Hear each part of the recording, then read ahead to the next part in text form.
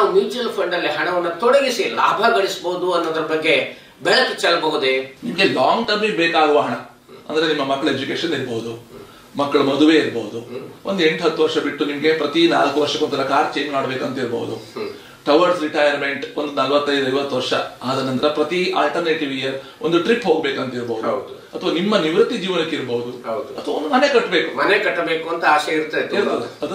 ಅದೆಲ್ಲ ನಿಮ್ಗೆ short term goal ಆಗಿರೋದಿಲ್ಲ, ಯೂಶಲಿ ಲಾಂಗ್ ಟರ್ಮ್ ಗೋಲ್ ಆಗಿರ್ತದೆ.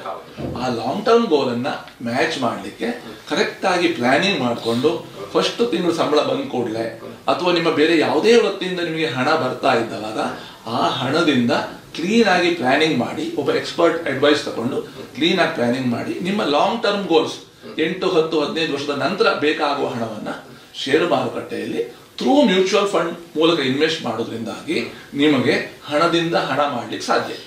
ಸಂಪೂರ್ಣ ವಿಡಿಯೋವನ್ನು ನಮ್ಮ ಯೂಟ್ಯೂಬ್ ಚಾನೆಲ್ನಲ್ಲಿ ವೀಕ್ಷಿಸಿ.